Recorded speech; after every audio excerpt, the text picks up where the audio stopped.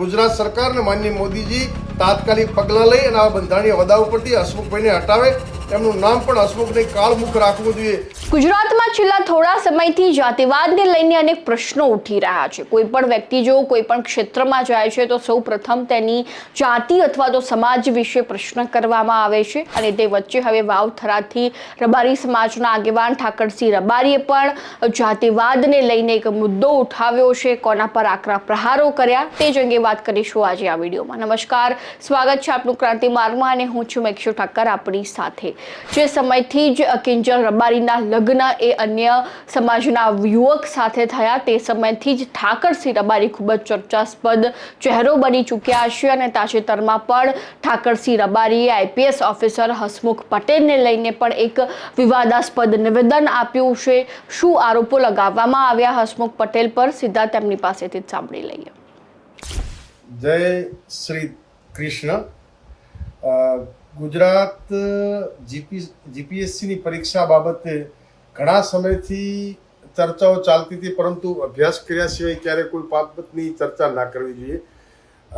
હસમુખ પટેલ એના જે વિધિવત રીતે જીપીએસસીની પરીક્ષાઓ લે છે, બંધારણીય હોદ્દા ઉપર બેઠા, પરંતુ મારી દ્રષ્ટિએ હસમુખ પટેલ નામ કેવું એ પણ મને દુઃખ લાગે છે। મને ખૂબ હસમુખ પટેલ ઉપર પ્રેમ હતો કે મારા બનાસકાંઠાના પનોતા પુત્ર હોય ને આવડી જવાબદારી જ્યારે હોય, પરંતુ આજે દુઃખ લાગે છે તમારા પિતાશ્રી બાલુંદ્રા ગામમાં તમારો જન્મ થયો છે, અમીરગઢ તાલુકાનો, અને બનાસકાંઠાનો ગૌરવ હતા, પરંતુ તમે પટેલ નામ પાછળ તો લગાડવું જ ના જોઈએ, કારણ કે પટેલો તો આ દેશની આઝાદી અપાવવા માટે સરદાર પટેલે આઝાદી અપાવી। તમારા નામ પાછળ અને હસમુખો ચહેરો, આવું સુંદર નામ, અને તમારા કર્મો કાળા છે, હસમુખ નહીં પણ કાળમુખ નામ તમારું રાખવું જોઈએ। કે તમે અગાઉ પણ બનાસકાંઠાના એક ચૌધરી યુવાનની પરીક્ષામાં લેખિતમાં જેના માર્ક્સ ફૂલ હતા છતાં ઇન્ટરવ્યુમાં આપે કાપી, એ જ દીકરો યુપીએસસીની પરીક્ષા ચૌધરી યુવાન અગાઉ પાસ કરી। ત્યારે હું તો દેશના વડાપ્રધાન નરેન્દ્ર મોદી અને ગુજરાતના મુખ્યમંત્રીને કહેવા માંગુ, તમે હજુ સબક લેતા નથી। એ વખતે પણ હસમુખ પટેલે મોટો છબરડો કરીને યુવાનને અન્યાય કર્યો હતો। આવા અન્યાય આ વખતની પરીક્ષામાં મારા સમાજનો દીકરો નરેશભાઈ આયદનભાઈ રબારી ગુજરાતમાં જીપીએસસીમાં ટોપ લેવલ ઉપર આવ્યો અને તમે ઇન્ટરવ્યુમાં એને હાવ અન્યાય કર્યો અને 20મા નંબરે ગુજરાતમાં આવ્યો। એ થોડા સારું બચી ગયો, બાકી એ જીપીએસસી ક્લાસ 2 બનતો, અધિકારી બનતો રહી જો।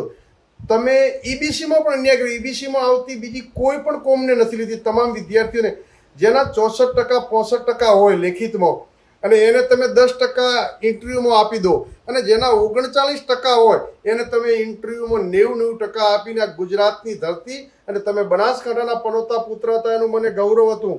તમારું ગુજરાતના આઈપીએસ કેડરમાં નામ હતું કે હસમુખ પટેલ એટલે નોન કરપ્ટેડ અધિકારી, અને બનાસકાંઠાના પુત્ર તરીકે સૌ બનાસવાસીઓને ગૌરવ હતું, પરંતુ તમે તમારા નામને લજવ્યું છે।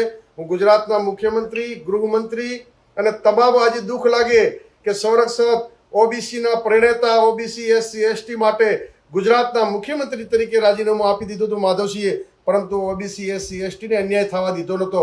આજે જ્યારે ઓબીસી એસસી એસટી સમાજો હોય કે ઈબીસીના તમામ સમાજો, તમે જાતિવાદનું ઝેર ફેલાવીને આજે દીકરાઓ પોતાના ઉજ્જવળ ભવિષ્ય માટે જીપીએસસીની પરીક્ષા આપતા હોય અને તમે એને તમારા પાપના ઘડાઓ તમે અન્યાય કરો। તમે કરપ્શન નથી કરતા તો તમે જેના 64-65% હોય એને તમે ઇન્ટરવ્યુમાં 10% 15% આપીને અન્યાય કરી રહ્યા છો, અને જેને 39% હોય 40% એને તમે ઇન્ટરવ્યુમાં 90% આપો, માત્ર ને માત્ર એક જ વ્યક્તિઓને આવું અન્યાયકારી વલણ તમે બંધારણીય હોદ્દા પર બેહીને કરી રહ્યા છો। ત્યારે ગુજરાત સરકારના માનનીય મુખ્યમંત્રી શ્રી, માનનીય ડેપ્યુટી મુખ્યમંત્રી શ્રી હર્ષભાઈ સંઘવીને વિનંતી કરું છું કે આ તમામ સમાજોને અન્યાય થઈ રહ્યો છે, અને આ હસમુખભાઈ જે જાતિવાદનો ઝેર ફેલાવીને ગુજરાતની ધરતીને કલંકિત કરવાનું કામ કર્યા છે, તાત્કાલિક એમને આ બંધારણીય હોદ્દા ઉપરથી નહીં હટાવવામાં આવે તો ગુજરાતના તમામ સમાજો સડકથી સંસદ સુધી જ્યાં લડવું પડે ત્યાં લડશે।